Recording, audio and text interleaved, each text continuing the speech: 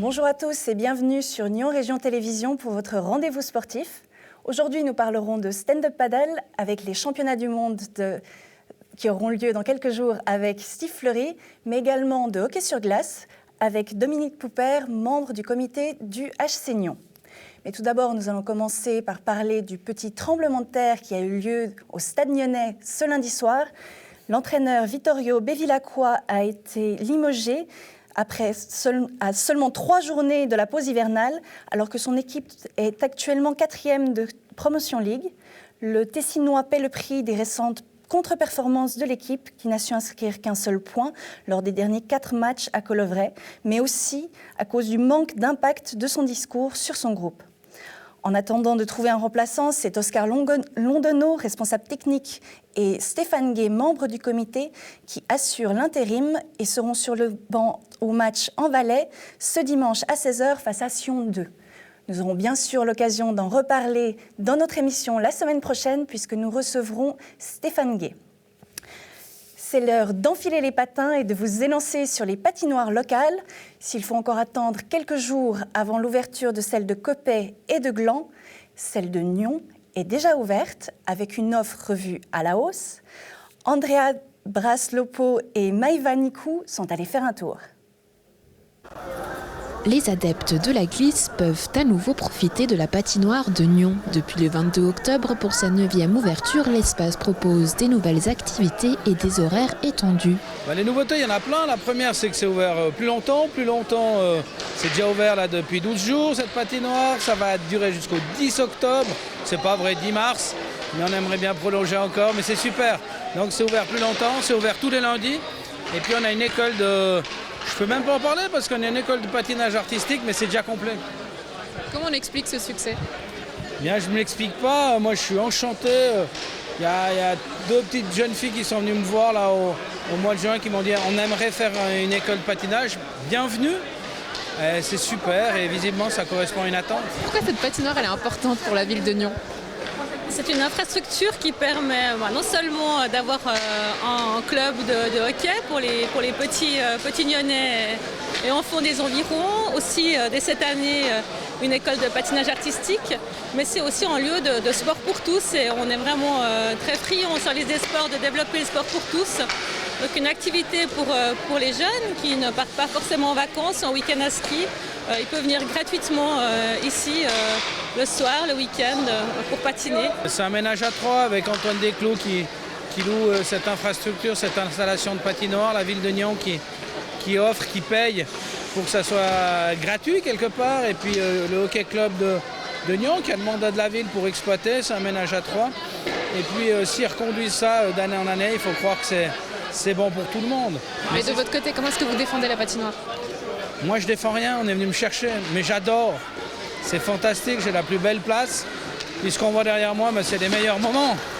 Est-ce que c'est facile d'attirer les gens sur la glace ou les gens sont encore un peu, disons-le, frileux de venir glisser ? Mais je crois plus. Je crois qu'on peut dire que c'est un succès. C'est un endroit privilégié. Les gens qui viennent le dimanche se balader arrivent, voient la patinoire. L'autre dimanche, il y avait le marché aux puces. Donc il y a forcément nombreux publics. Donc je crois qu'on peut dire que la patinoire fonctionne d'elle-même, c'est une réussite. Une réussite, même si le souhait d'avoir une vraie patinoire pour offrir plus de temps de glace aux hockeyeurs, lui, reste un objectif et de la musique d'avenir. À Nyon ou ailleurs, financé par la région, ça c'est une évidence. Je pense qu'aucune commune ne peut financer une patinoire à elle seule. Donc je pense que c'est un objectif de Nyon, mais de la région tout entière, du district tout entier. Notre rêve, bien sûr que c'est une plus grande. Visiblement, il y a de l'attente, il y a de la demande, il y a de la... Côté populaire, elle est ultra fréquentée. On est sûr que si elle était plus grande, il y aurait encore plus de fréquentation. Il y a de la place pour plein de patinoires de cette taille dans le district et des plus grandes aussi dans le district. Il y a de la place. Est-ce qu'on pourra vous voir cet hiver sur la glace ? Je sais pas, on verra. J'essaye de venir une fois chaque année, alors pour patiner, pas toujours. Mais non, c'est une belle installation. Les patinoires de la région resteront ouvertes pendant 4 mois. Vous pouvez bien sûr retrouver toutes les informations qui les concernent sur le site des communes en question. Alors on reste sur la glace pour accueillir Dominique Poupert. Vous êtes membre du comité du HC Nyon. Merci. Bonjour. Alors, on l'a entendu dans le sujet juste avant, vous avez eu l'occasion de le voir, la responsable des sports, Madame Schmutz, parlait du fait que c'est une évidence l'idée d'une patinoire régionale. Alors actuellement, vous êtes à Seignon, vous jouez à Morges, vous vous entraînez à Yverdon, à la Vallée de Joux. Est-ce que dans le long terme, c'est pas plutôt plus judicieux de passer sur un HC La Côte ? Alors c'est possible. Ce qui va se produire, c'est que le HC Seignon existe depuis 40 ans, donc il y a une historique derrière. Créer des nouvelles structures, on l'a déjà vu, ils ont essayé en Valais avec le foot, c'est toujours très compliqué. Donc pour l'instant, je pense que l'objectif, ça serait de pérenniser le club. Et effectivement, pérenniser un club comme ça, avec un mouvement junior et tout, ça passera forcément par une patinoire. Mais c'est compliqué. Alors c'est compliqué, on l'a vu tout récemment. Un de vos juniors a même relancé la pétition qui avait eu lieu en 2014, qui avait récolté qu'une centaine de signatures. C'est ce genre de projet individuel qu'il faut attendre pour pouvoir évoluer, ou bien quel doit être le cheval de bataille pour réussir à passer ? Alors, il y a plusieurs pistes. L'idée, c'est que ça soit, effectivement, c'était dit par la ministre des Sports, il faut que ça soit quelqu'un de plusieurs communes et puis qu'il y ait un projet qui fédère. La difficulté dans ce genre d'opération, c'est que plusieurs communes sont partantes dans ce projet, puis à l'arrivée, ils aimeraient tous que la patinoire soit sur leur commune. Donc l'idéal, ça serait de mettre la patinoire à l'intersection de 3 communes pour qu'on puisse la mettre intercommunale. Pour l'instant, le projet, il y a toujours 3 idées. Il y a d'ailleurs une séance prochainement avec le conseil municipal pour discuter d'un projet qui est en train de naître et d'espérer qu'un jour, on arrive à avoir une vraie patinoire, puisqu'entre Genève et Morges, il n'y a aucune patinoire. Donc ça, c'est un peu de la musique d'avenir. On comprend bien, c'est quelque chose qui pourrait retomber dans les jours à venir. Donc c'est quelque chose qui est déjà lancé comme projet. Exact, d'autant plus qu'on est complet. Donc on a créé cette patinoire à Nyon qui s'est agrandie puisqu'elle existe depuis 8 ans. Et entre-temps, elle s'est agrandie. On peut jouer maintenant des matchs Mosquito officiels dessus. Mais c'est complet, il y a encore des gens qui appellent aujourd'hui. Et puis pour que ça soit confortable et qu'il y ait du plaisir, parce que c'est vraiment le côté passion pour les gamins, ils s'entraînent, on essaie de rajouter des heures de glace. Mais évidemment, comme une bonne partie de la structure est bénévole, ça pose quelques problèmes d'organisation. Mais pour l'instant, on s'en sort bien. Et nouveauté cette année, il y aura même du patinage artistique. Voilà, oui, comme on l'a entendu. Moi, je voudrais revenir sur l'histoire de votre club. Vous jouez ce soir, 20h15, à la Vallée de Joux, donc votre terrain d'entraînement. C'est quoi la personnalité de cette équipe ? Parce qu'on a cru comprendre que le gardien de ce soir a 16 ans, vous en avez 61. C'est une équipe qui a quand même beaucoup de personnalité. Il faut être qui pour jouer dans cette équipe ? Alors, c'est la particularité du club.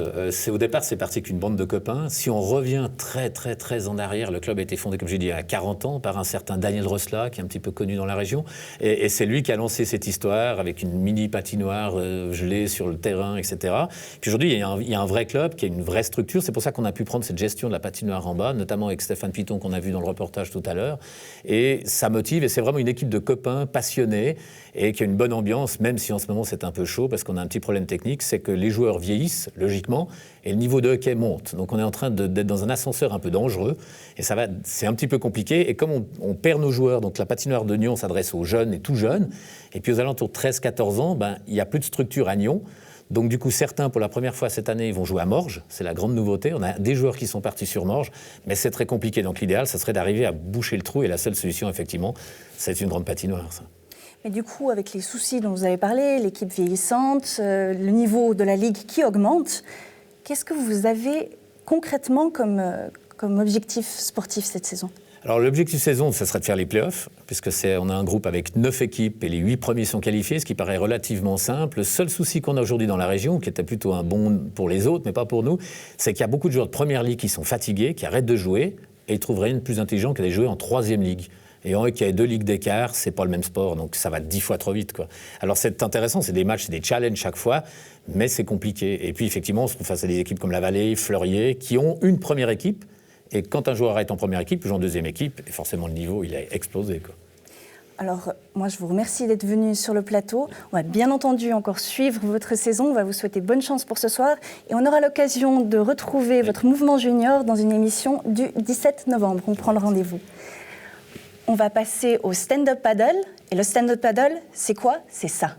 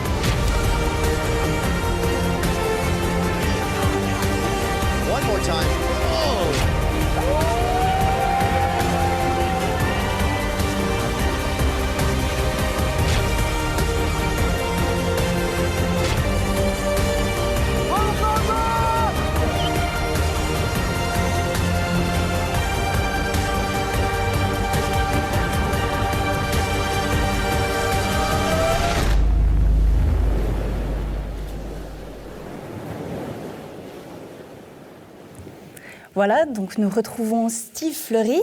Alors vous allez participer au prochain championnat du monde, ce sera la 2e édition. Merci beaucoup de venir sur ce plateau. Merci à vous de m'avoir invité. Alors on a vu, c'est Fidji. C'est pas un petit peu une excuse pour partir en vacances? Bah oui, forcément. Mais après, vous avez aussi vu les vagues comment c'est un reef à fleur d'eau. Ça nécessite de ne pas se tromper et de ne pas tomber, quoi. Donc c'est des vacances, mais sur le fil du rasoir. Alors, il y a plusieurs disciplines. Vous avez décidé de prendre part à celle de surf. Pourquoi ce choix? Bah, pour moi, ma vie, c'est vraiment dédié au surf et à la glisse sur les vagues. Pour la partie racing et tout, j'ai toujours été assez bon. J'ai été champion suisse plusieurs fois. C'est un plaisir de le faire, mais c'est pas mon optique. J'aime pas trop la course comme ça. J'aime vraiment le surf et c'est une occasion unique de pouvoir aller à Fidji, surfer sur cette vague-là qui s'appelle Cloud Break et qui est vraiment cotée dans les top vagues du monde. Et en plus, là, quand vous êtes en compétition, vous êtes 3 sur une vague réservée pour vous. Ça arrive jamais, quoi. Donc, Ben, justement, vous l'avez dit, on n'a pas ces vagues-là. On vous connaît bien sur le Léman. Vous l'avez dit, vous avez plusieurs titres de champion de Suisse à votre actif. Comment vous êtes entraîné du coup? Ben, en fait, je pars souvent 2 mois l'hiver, 1 mois l'été, où il y a des vagues sur la côte. Et en France, au Maroc, en Espagne, au Portugal, en Angleterre, tout le temps que je peux y aller sans prendre l'avion, comme ça je peux prendre un maximum de matériel. Et puis autrement, comme ma base c'est le Léman, j'aime tellement être là-dessus, je vais ramer tous les jours.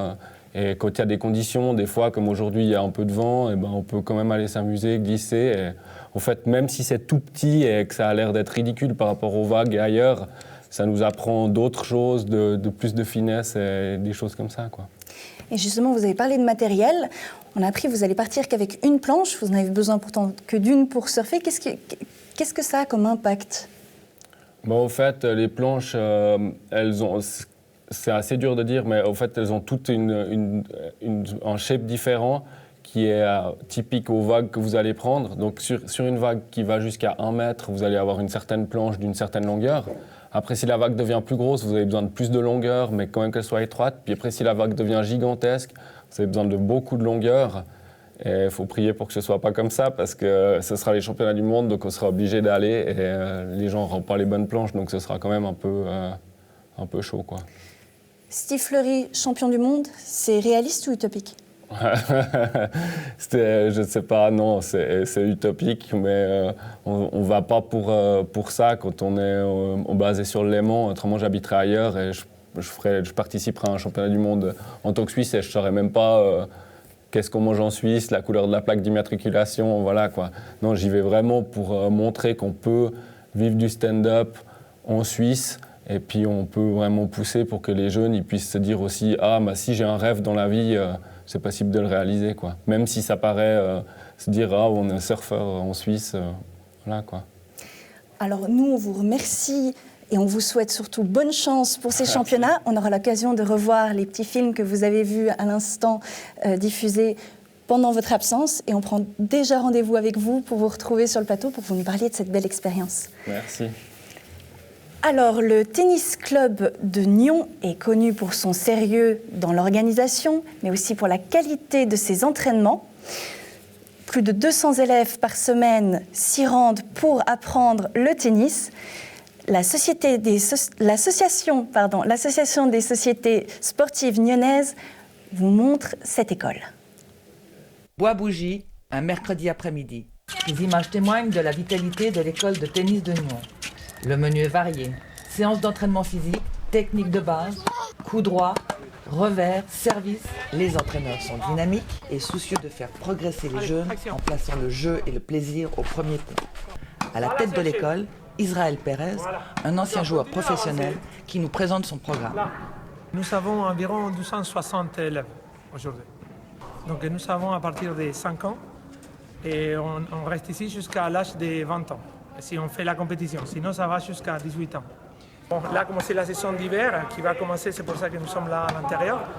Et là, ça va être plutôt la partie d'aller sur dur, d'apprendre la balle plus tôt, de gagner du temps, de monter au filet, aller à la volée, etc. Que ça arrive plus souvent à l'intérieur qu'à l'extérieur. Et chaque semaine, on essaie de travailler un thème différent. Par exemple, l'exemple, c'est cette semaine, on travaille le slice et l'amorti, donc savoir varier pendant un match. Et dans cette idée-là, c'est parce que, avant tout, ça me permet de voir l'année, toutes les semaines qu'on travaille, et que chaque semaine, on puisse travailler quelque chose de différent, même si on doit répéter, bien évidemment, il y a des choses que les services, etc., on le répète beaucoup plus, mais ça me donne vraiment une idée d'avoir tout travaillé. Alors, avec... Voilà. Oh, c'est une sucette. On doit être tout au fond et on doit faire une balle revers croisé. Et après, il va nous faire une balle un peu coupée, amortie, et nous, on doit la mettre dans le panier là. Les défis techniques proposés sont amusants, mais difficiles.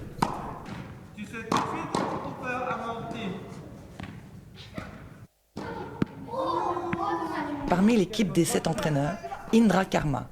Un mot clé dans son vocabulaire, le plaisir. C'est vraiment pour les enfants, vraiment pour le plaisir. C'est pour trouver ce plaisir, pour moi, c'est la clé. Alors si les enfants ils sont bien s'amuser, ils ont le plaisir pour faire le tennis, il va progresser énormément. Ça c'est le but. Pour moi, c'est une école de vie, donc ça, c'est très important à le savoir avant tout. Après, il y a le respect, être fair play, savoir partager parce que c'est un sport assez individuel. Pour moi, c'est une école de vie et ça va les aider pour la vie même. À Nyon, on s'entraîne avec sérieux, tout en s'amusant. Résultat, les enfants sont joyeux et épanouis. Vive le tennis! Vous retrouverez toutes les informations sur tennisclubnyon.ch. Voilà, le sport, c'est fini pour aujourd'hui. Je vous remercie d'avoir suivi cette émission et vous pouvez nous revoir la semaine prochaine. Au revoir.